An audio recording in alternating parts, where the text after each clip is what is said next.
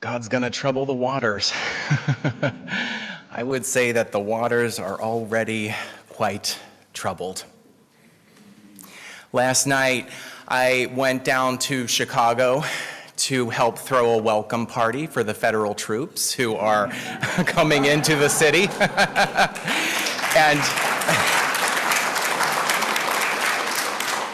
And I'll say, when I showed up early. I went with one of my colleagues, a minister over in Highland Park, my best friend, Quincy Worthington.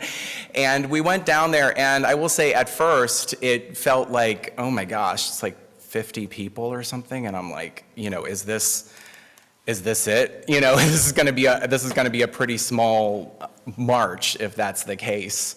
But more people started to flood in as the speakers were talking, and eventually it got so big that they couldn't all fit in the square. And then we started marching, and more people joined, and they said that thousands had eventually shown up for these marches and for this march. And the aerial shots are really quite amazing. And as I was on this march, wearing my clerical collar, standing on the side of love with other Unitarian Universalist colleagues, we were all there. All of the ministers and the congregations, the Unitarian Universalist congregations were there, as well as many of my interfaith colleagues. And as we were marching, it turned into this, and this is what I love about marches, they can turn into this almost carnivalesque scene, and there's this joy, this exuberance that is being expressed as we join together in solidarity with each other. There was somebody who had like the most incredible sunglasses. They were sunglasses that had kind of like Pikachu ears on it, and this guy was jumping up on things, he was leading chants, he was just having this fantastic time, and there was this hope that was being expressed in this march. It was this embodied sense of hope. And then we got to hear from the speakers, and the speakers had this passion and conviction for what they were saying, the things that they were saying about resisting ICE right now, and the things that they were saying about we as a community are going to keep ourselves safe. We do not need federal troops. There was this sort of power in the speeches. And that conviction, that power, that joy, that carnivalesque atmosphere was palpable. And it was absolutely threaded through with doubt. Doubt that we will be able to make an impact, that we will be able to make some kind of difference with this too. It was like walking this knife's edge between faith and hope that something positive can be an outcome to this, and doubt that it will be so.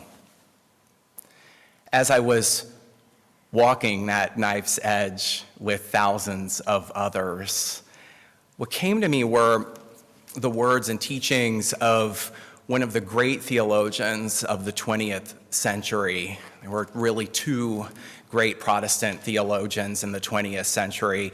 There was Reinhold Niebuhr, was one of them, but the other one was Paul Tillich. And I thought about Paul Tillich in this moment. He talks a lot about faith and doubt. His books, The Courage to Be and Dynamics of Faith, really influenced the way that I think about it. Paul Tillich was born in Germany, and he was ordained as a minister in the Lutheran church there, and eventually he had to flee because the Nazis had taken power, and he became one of the many German intellectuals in exile during that time.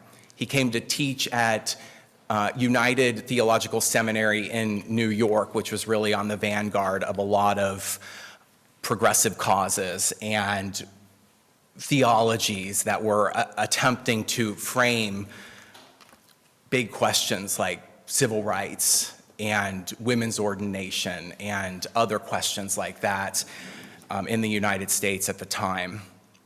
And Paul Tillich began to write from his experience of being in a political situation that felt deeply, deeply hopeless, deeply, deeply troubled, and yet finding a way to advance a position that was still grounded in some sense of faith and hope. And here's what he says. He says that if you have faith, then you must absolutely have doubt along with it. Faith cannot be in something that you are certain of. It cannot be. And I want to tell you why. It's actually pretty intuitive when we think about it. It's a really, really easy example. It makes no sense to say that you have faith that the grass is green. It just doesn't. You can look at it outside. You can be certain of that. Of course, we might say, well, light and wavelengths and all of that good stuff. We can talk about science later, but just common sense understanding, the grass is green, the sky is blue. You don't have faith in that. Instead, you have faith in what Tillich calls an unsteady proposition. An unsteady proposition.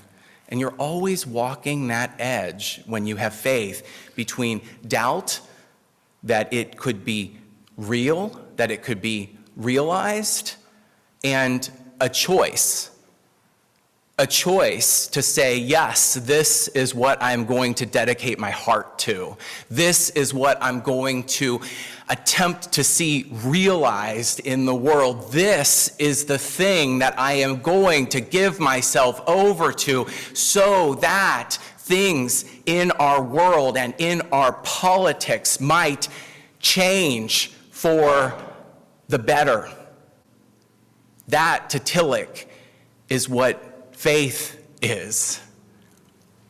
And so after this march yesterday, I got home pretty late, but I pulled off the shelf The Courage to Be.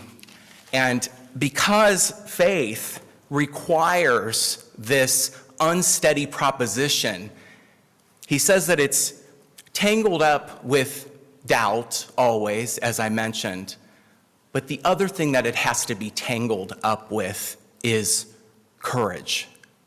It has to be tangled up with courage. It takes courage to advance a faithful proposition that there could be some kind of change in the world. The root of courage is actually heart. Heart is at the root of courage. And what it means is that we have heart. We find a way to hold these things in our heart such that we have the anticipation that these things might become real and true. And so we walk this knife edge between doubt and faith, and the only thing that we can do is decide that we are going to have courage and advance this faithful proposition in the world. It's easy to give ourselves over to certainty. And there are two kinds of certainty that Tillich talks about. One form of certainty is the way that many people think about when we hear this phrase, people of faith. We often think about the ways that people of faith, there's an association that they are actually quite certain of things, right? They are certain that the world started at a particular time, 6,000 years ago. They are very certain that homosexuality is wrong and that reproductive freedoms should be limited for women. They are quite certain often about how the world is going to end and exactly when and how it will end. They're certain, they're grounded in that certainty. What Tillich says is that that is not a faithful proposition. It's not a faithful proposition, because once you ground yourself in certainty, then you no longer have this tenuous proposition that you are advancing in the world. You're no longer in a place where you have some hope or faith that something will change. You're just certain of it. You're certain of it. The other form of certainty that he talks about is despair. And I will say that I'm much less tempted I'm much less tempted in the direction of that certainty that some religious folks have. And these days, I find myself much more tempted in the direction of despair. Because when I look at what is happening in our country, with the way that institutions are being transformed, with the way that voting is being so challenged right now that whether we will be able to have a free election next time feels very troubled. When I look at the ways that immigrants are being targeted in our communities and the way that trans people are being treated as a punching bag for the party that is in power and its collaborators, I'm very tempted into despair. And the thing about despair is that despair can actually be a protective mechanism. It sounds like we need a protective mechanism against it, but I actually think that despair itself is a protective mechanism. It's protective because once you have it, you never have to worry about your expectations being disappointed. Right? Now, you might be cheerfully surprised when something else turns up, but you never have to have faith in something. You never have to give your heart over to something and risk that it might not turn out the way that you had hoped. Because once you do that, once you risk that faith in the world, in something in the world, and then it doesn't turn out the way that you had hoped, then your heart is left in tatters. And so right now, as we're being so challenged on so many fronts, it can be tempting to give into despair.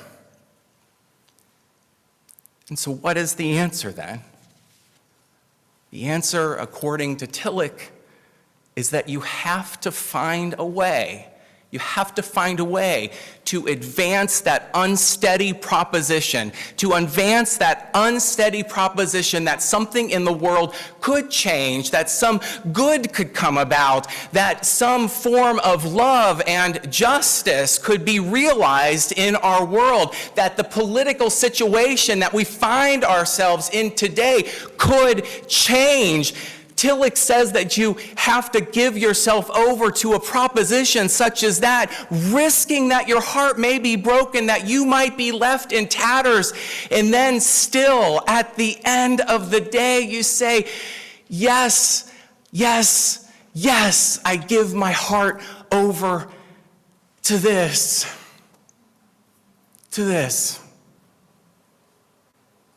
We're gathering together today as a community. And I'm really involved in Religious Leaders United, the interfaith group around here. And what we call the different faith communities, we don't call them churches or congregations or houses of worship. We call them communities of faith. And so North Shore Unitarian is one of those communities of faith that we talk about joining together with these other congregations as. And I think about our gathering together today and what it means to be a community together at this time. I really like the idea of us being a community of faith, a community that is advancing an unsteady proposition in the world, that is risking its heart, that is calling upon its members to take that risk together. And then when we do it, and we see the possibility of change in the world, we find courage with one another as we move forth into a future that is anything but certain. May we gather together and do just that.